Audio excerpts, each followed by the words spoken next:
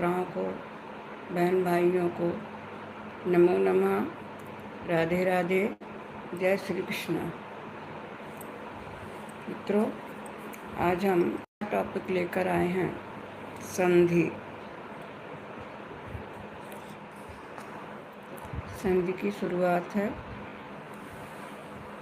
सबसे पहले संधि क्या होती है ये जान लेते हैं। तो संधि जो है दो वर्णों का आपसी मेल होता है। संधि दो वर्णों का आपसी मेल होता है, यानी पहले शब्द का अंतिम वर्ण और दूसरे शब्द का पहला वर्ण, इन दोनों की जो समीपता होती है, दोनों में जो एकता होती है, उसे संधि कहते हैं। दोनों में जो परिवर्तन होता है, इसे संधि कहते हैं। और संधि आवश्यक क्यों है? संधि हमें क्यों पढ़नी चाहिए? संधि जो है हमें क्यों पढ़नी चाहिए? क्योंकि संधि को पढ़ने के हमारे बहुत फ़ायदे हैं। संधि को पढ़ने के हमारे बहुत फ़ायदे होते हैं, इसलिए संधि ज़रूर पढ़नी चाहिए। क्योंकि संधि जो है व्याकरण में एक महत्वपूर्ण विषय है। और संधि जो है जैसा कि बताया कि दोनों का मेल जो है उसको ही संधि कहते हैं। जब बाद वाले शब्द का पहला वर्ण और पहले वाले शब्द का अंतिम वर्ण, ये दोनों जब मिलते हैं तो उनसे संधि का निर्माण होता है, संधि बनती है। मैं अच्छी हूँ और आपके सामने बैठी हूँ। मेरा नाम भी मेरे चैनल पे आ रहा है, इसलिए शायद मुझे बताने की आवश्यकता नहीं है। तो संधि को समझने के लिए सबसे पहले उसकी परिभाषा समझना, उदाहरण समझना आवश्यक है। तो जैसा कि बताया कि पहले शब्द का अंतिम अक्षर और बाद वाले शब्द का पहला अक्षर, दोनों को मिलाकर जब कोई परिवर्तन होता है तो उसे संधि कहते हैं। और संधि हम हिंदी में भी पढ़ते हैं और संस्कृत में पढ़ते हैं। दोनों का लगभग एक जैसा ही सब कुछ रहता है, लेकिन एग्जाम्पल और सूत्र ये अलग अलग हो जाते हैं, ये सबको पता है। तो अब संधि आवश्यक क्यों है? संधि क्यों पढ़नी चाहिए? इसका भी कारण है कि संधि को पढ़ने से जो है हम शब्दों में जो बड़े बड़े शब्द होते हैं उनको अलग अलग करके जब पढ़ते हैं तो सही उच्चारण हमारा आता है। संधि को हम बड़े बड़े शब्दों को अलग अलग करके जब हम पढ़ते हैं तो संधि का सही उच्चारण आता है। मैं यूपी से हूँ और कठिन शब्द जो है वो पढ़ने में इजी हो जाते हैं। कठिन वर्णों को हम अच्छे से पढ़ सकते हैं। दूसरी बात ये है कि जब किसी शब्द में संधि कर देते हैं तो संधि करने से अर्थ का अनर्थ नहीं होता है। वैसे इधर का उधर कोई भी वर्ण हो जाए तो शब्द परिवर्तित होता है और परिवर्तित होने पर अर्थ जो है वो कुछ का कुछ निकल जाता है। इसलिए जब संधि पढ़ते हैं, संधि करने से अर्थ का अनर्थ नहीं होता है, इसलिए भी संधि जो आवश्यक है ना। और इससे संधि करके जब हम शब्दों को बोलते हैं तो शब्द बोलने में इजी हो जाते हैं, और हम जल्दी जल्दी, जिसको कहते हैं धारा प्रवाह, भी पढ़ सकते हैं। तो हम उनको जल्दी जल्दी भी पढ़ सकते हैं, इसलिए संधि जो है पढ़ना हमारे लिए बहुत आवश्यक है। इसकी उपयोगिता या महत्व ये है। दूसरी बात ये है कि जब हम समास पढ़ते हैं तो समास में धातु प्लस उपसर्ग पढ़ते हैं, उपसर्ग प्लस धातु पढ़ते हैं, तब तो इनमें जो है बड़े बड़े शब्द आते हैं, तो उनको अलग करके हम विग्रह करते हैं और अलग करके ही उनका अर्थ निकालते हैं, तो वो हमारे लिए इजी हो जाता है। इसलिए भी संस्कृत जो है ये आवश्यक है। तो अब जैसे कि हमने कहा विद्या प्लस आलय, तो यहाँ पर उच्चारण को भी ध्यान में रखना होता है कि हम शब्द जो बोल रहे हैं उनमें कौन कौन सी मात्राएं हैं और उनका परिवर्तन कैसे होता है। जैसे हमने कहा विद्यालय, तो विद्यालय शब्द को जो हम अलग अलग करेंगे तो विद्या प्लस आलय हिंदी में, संस्कृत में करेंगे तो आलय में विसर्ग लग जाएगी। विसर्ग सबको पता है, आह की मात्रा कह लो या विसर्ग कह लो, लास्ट में जो दो बिंदु रखे होते हैं उनको हम विसर्ग कहते हैं। तो विद्या प्लस आलय, अब यहाँ पर विद्या का आ जो है द्या वाला और आलय का आ, दोनों को जब हमने मिला दिया तो दोनों को परिवर्तित करने पर विद्यालय शब्द बन गया। अलग अलग करेंगे तो विद्या प्लस आलय ये बनेगा।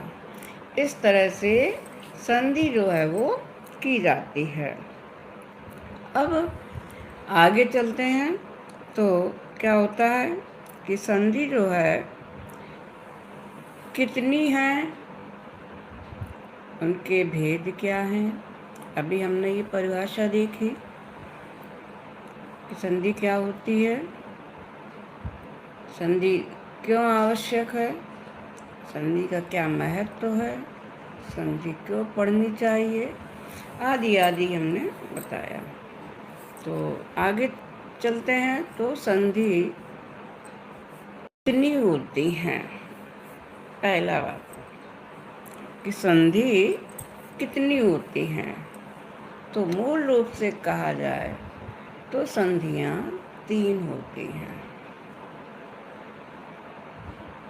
संधि के भेद जो है वो 3 होते हैं।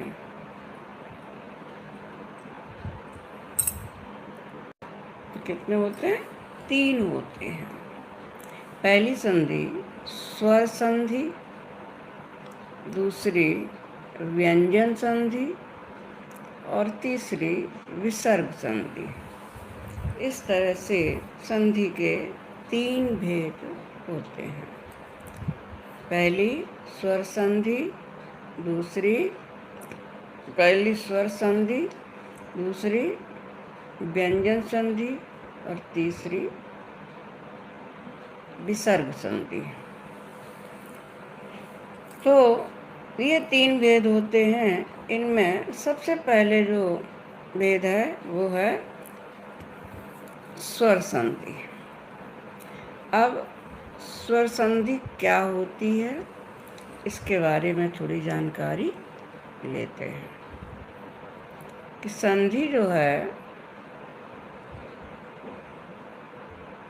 हमने वर्ण पढ़े, मैं आपको पहले जो लाइव में कर चुकी हूँ उनमें हमने बताया था कि वर्ण, शब्द,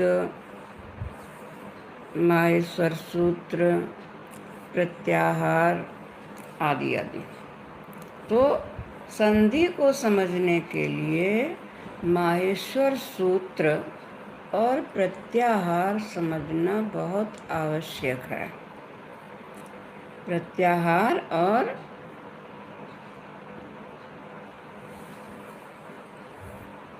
माहेश्वर सूत्र, तो माहेश्वर सूत्र से ही प्रत्याहार की रचना होती है। तो माहेश्वर सूत्र हमने पिछले वीडियो में बताए हैं और प्रत्याहार भी बताए हैं कि प्रत्याहार कैसे बनते हैं, कि कौन कौन से हैं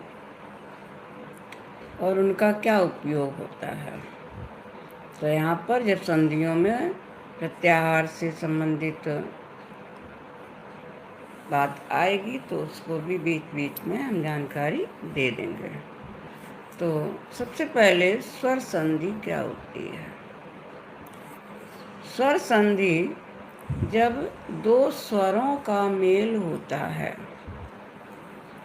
जब दो स्वरों का मेल होता है तो उनसे जो परिवर्तन होता है उसे स्वर संधि कहते हैं। दो शब्दों में स्वरों का जो परिवर्तन होता है उसे स्वर संधि कहते हैं। जैसे उदाहरण देखिए, जैसे हम कहें विद्यार्थी,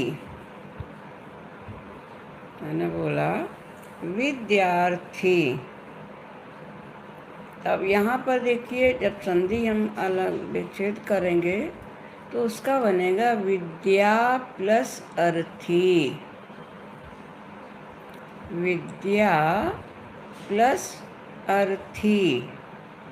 अब यहाँ पर समझने की बात है कि विद्या में जो द्या है इसमें बड़े आ की मात्रा लगी है। विद्या के आ में बड़े आ की मात्रा लगी है और अर्थी में छोटा आ है। तो दोनों तरफ स्वर हैं, इधर आ है इधर भी आ है, तो दोनों तरफ स्वर हैं, इसलिए यहाँ पर स्वर संधि होगी, तो होगा विद्यार्थी। इसी तरह से हम कहें कि देव प्लस आलय, तो देव में वा में जो आ लगा है वो आ स्वर है और आलय का आ जो है वो भी स्वर है। तो दोनों को जब मिला देंगे तो संधि बनेगी देवालय, देवालयः। हम संस्कृत में बोलेंगे तो विसर्ग लगा देंगे, देवालयः। इस तरह से ये स्वर संधि हुई। तो स्वर संधि क्या होती है ये हमने आपको बताया। अब आगे बढ़ते हैं। तो स्वर संधि के भेद कितने होते हैं या स्वर संधि कौन कौन सी हैं।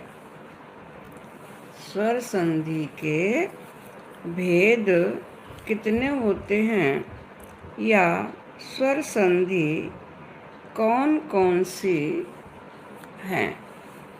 तो सबसे पहले हम बता दें कि स्वर संधि जो है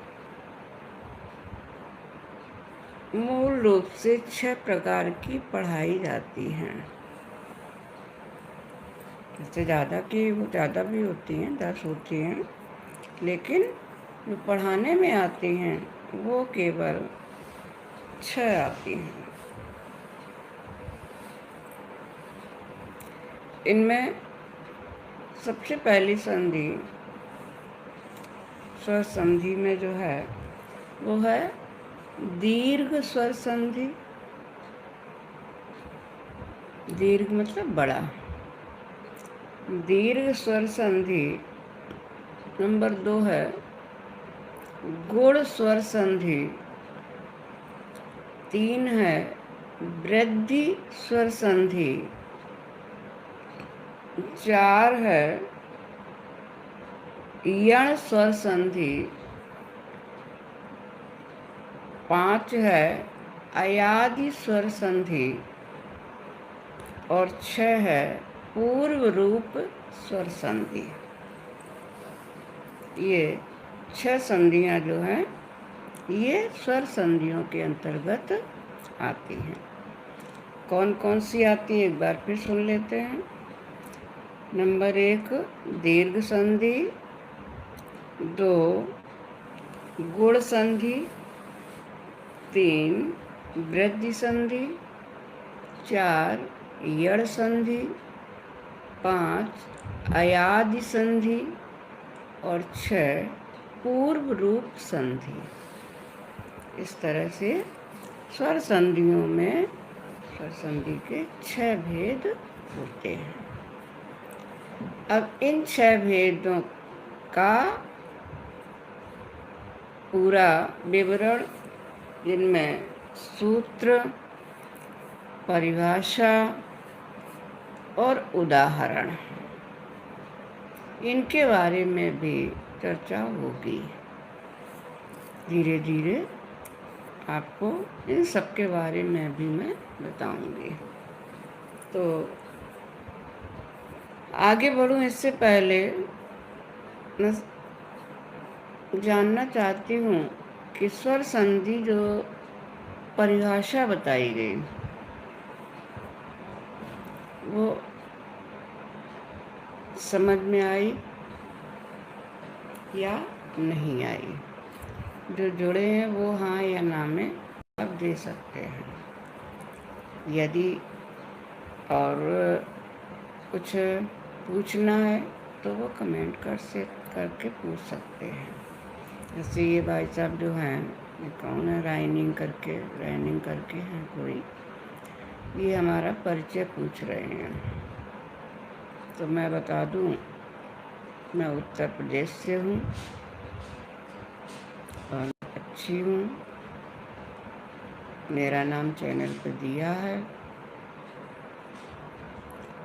और इससे ज़्यादा कोई जानकारी देने की आवश्यकता नहीं है। तो सबसे पहले आती है दीर्घ स्वर संधि। सबसे पहले दीर्घ स्वर संधि।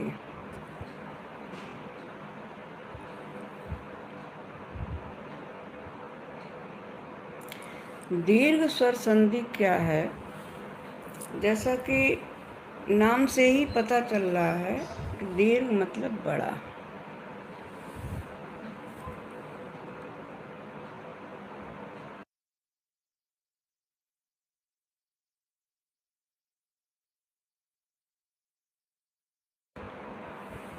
दीर्घ का मतलब होता है बड़ा। तो दीर्घ स्वर संधि ये सबसे पहले आपको बतानी है। तो दीर्घ संधि का सूत्र होता है अकः सवर्णे दीर्घः।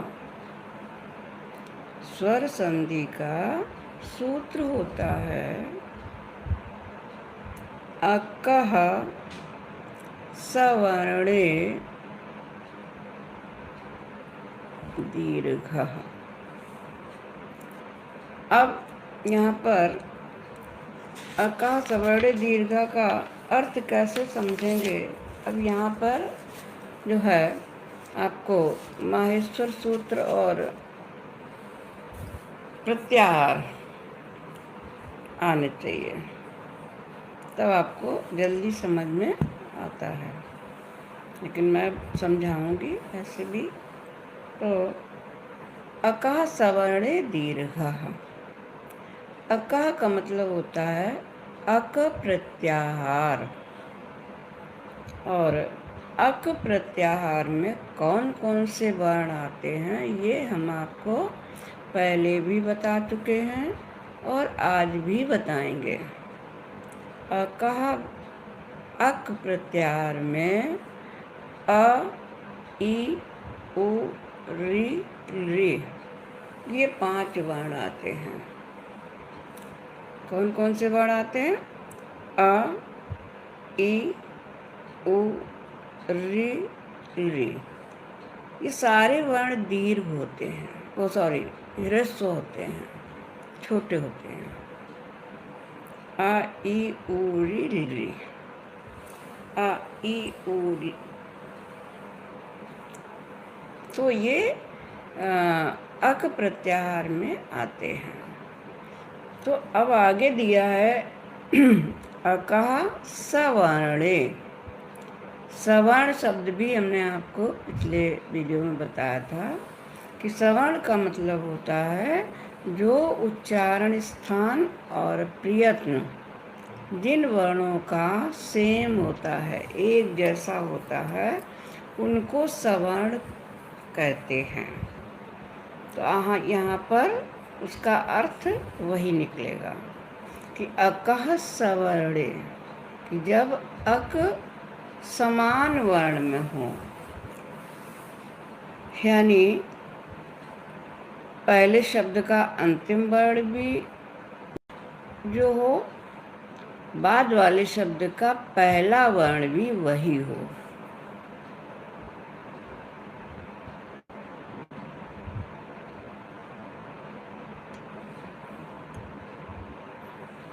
तो अक बन जाएगा, समान वर्ण हो जाएंगे। जैसे पहले शब्द का अंतिम वर्ण आ है, तो बाद वाला शब्द जो शुरू होगा वो आ से ही शुरू होगा, किसी अन्य वर्ण से नहीं होगा। तो जो है आ वर्ण से ही शुरू होगा, किसी अन्य वर्ण से शुरू नहीं होगा। अगर किसी अन्य वर्ण से शुरू होगा तो संधि दूसरी हो जाएगी, वो स्वर संधि, दीर्घ संधि नहीं रहेगी। तो पहले शब्द का अंतिम वर्ण, बाद वाले शब्द का पहला वर्ण समान हो। अगर आ है तो दोनों तरफ आ हो, ई है तो दोनों तरफ ई हो, ऊ है तो दोनों तरफ ऊ हो, री है तो दोनों तरफ री हो, और ली है तो दोनों तरफ ली। अब यहाँ पे एक बात बताते चलें कि ली का जो है दीर्घ रूप नहीं होता है। ली का हमेशा ह्रस्व रूप होता है और वो ह्रस्व रूप में ही प्रयोग होता है, इसलिए ली के उदाहरण भी नहीं मिलते हैं। तो अब समान वर्ण की बात आ गई। कहाँ समान होना चाहिए? तो पहले शब्द का अंतिम वर्ण, बाद वाले शब्द का पहला वर्ण, ये दोनों समान होंगे। अब दोनों समान दिखेंगे कैसे? तो पहले शब्द में जो अंतिम वर्ण है वो मात्रा के रूप में होगा। छोटे आ की मात्रा या बड़े आ की मात्रा, छोटे की मात्रा, बड़ी की मात्रा, छोटे ऊ की मात्रा, बड़े ऊ की मात्रा, री की मात्रा, रिर की मात्रा, ये मात्रा के रूप में होंगे। और बाद वाला शब्द जो है वो उसी अक्षर से शुरू होगा। जैसे आ है तो आ से, बड़ा आ है तो बड़े आ से, ऊ है तो ऊ से, बड़ा ऊ है तो बड़े ऊ से, ई है तो ई से, बड़ी ई है तो ई से, री है तो री से, रे है तो रे से। और रे तो देर होता ही नहीं बताया, केवल रस रूप में बताया। तो इस तरह से जब समान वर्ण होंगे तो दोनों में जब परिवर्तन होगा तो उन दोनों वर्णों को मिलाकर दीर्घ रूप हो जाएगा। पहले शब्द का अंतिम वर्ण, बाद वाले शब्द का पहला वर्ण, जब दोनों मिला दिए जाएंगे तो दोनों के मिला देने से जो परिवर्तन होगा वह दीर्घ संधि कहलाएगी। अब दीर्घ संधि के कुछ एग्जाम्पल आपको बता देते हैं जिससे और समझ में आ जाएगा। तो सबसे पहले हम आ का एग्जाम्पल लेते हैं। आ के एग्जाम्पल में जैसे हमने कहा धन प्लस अर्थी। अर्थ का मतलब यहाँ पर चाहना। धन प्लस अर्थी। तो यहाँ पर देखिए धन में ना में आ लगा हुआ है और अर्थी का आ। तो ना वाला आ और अर्थी वाला आ दोनों को जब मिला दिया जाएगा तो बड़ा ना हो जाएगा। तो रूप बन जाएगा धनार्थी। इस तरह से अनाथ प्लस आलय। अनाथ में था में से आ और आलय का आ, इन दोनों को जब मिला दिया जाएगा तो रूप बन जाएगा अनाथालयः। इस तरह से एक और महा प्लस आश्रयः। महा का बड़ा आ और आश्रय का बड़ा आ दोनों को मिला देंगे तो भी बड़ा आ हो जाएगा। तो शब्द बन जाएगा महाशयः। अब यहाँ पर छोटा या बड़ा नहीं देखना, दोनों तरफ सेम हो, चाहे छोटा हो चाहे बड़ा हो, चाहे इधर बड़ा हो चाहे इधर बड़ा हो, चाहे पहले वाले में छोटा हो चाहे बाद वाले में छोटा हो, पहले वाले में बड़ा हो बाद वाले में छोटा हो, चाहे जैसा हो, लेकिन सेम वर्ण होना चाहिए, तभी स्वर दीर्घ संधि होगी। तो इस तरह से आ का एग्जाम्पल आपको हमने बताया। दूसरा एग्जाम्पल लेते हैं ई का। गिरि प्लस ईशः। गिरि प्लस ईशः।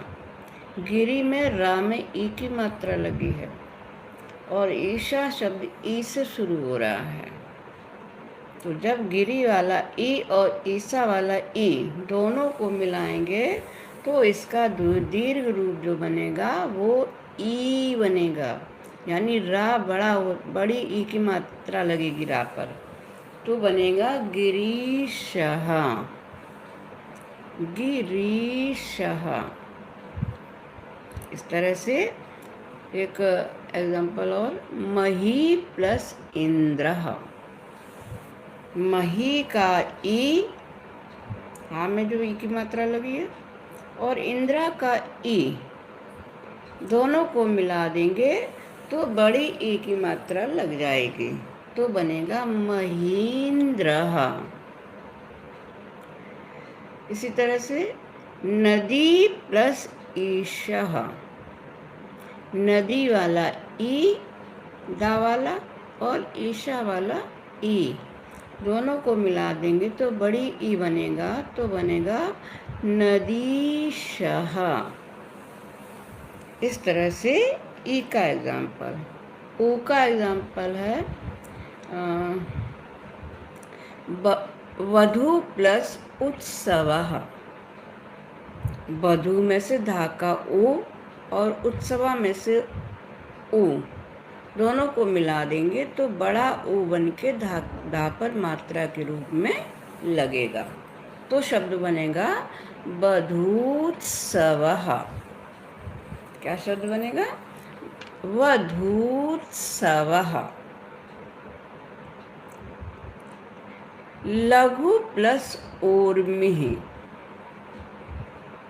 लघु में घा का ऊ और ऊर्मी वाला ऊ दोनों को मिला देंगे तो बड़े ऊ की मात्रा हो जाएगी जो पर घा पर लगेगी। परिवर्तित होकर मात्रा जो पहले ही वर्ण पर, पहले शब्द के अंतिम वर्ण पर ही लगती है, इस बात का भी ध्यान रखना है।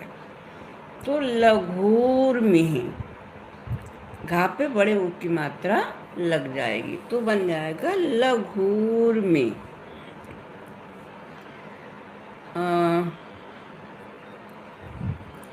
भानु प्लस उदयः। भानु में ना का ऊ और उदया का ऊ जब दोनों को हम मिला देंगे तो बड़े ऊ की मात्रा लगेगी जो ना पे लग जाएगी, तब शब्द बनेगा भानुदयः, भानुदयः। तो इस तरह से ओ का एग्जाम्पल भी आपको मिल गया। री का पितृ प्लस ऋणम। तो पितृ में री, जो ता में री लगा है, और ऋणम का री, दोनों को मिला के दीर्घ रूप बनेगा। तो पितृणम वाले में, पितृ वाले में दीर्घ रूप बन के बन जाएगा पितृणम, पितृणम ऐसे बोलते हैं। होत्र प्लस ऋकारः, होत्र का री और ऋकारा का री दोनों मिला के दीर्घ रूप बनेगा होत्रकारः, होत्रकारः। उसको ला करके बोलते हैं तो दीर्घ रूप बनता है। और ली का हमने बताया था कि इसका रूप नहीं बनता है, इसका दीर्घ रूप होता ही नहीं है। इसका एक एग्जाम्पल आपको गुण संधि में केवल मिलेगा, बाकी इसके एग्जाम्पल नहीं मिलते हैं।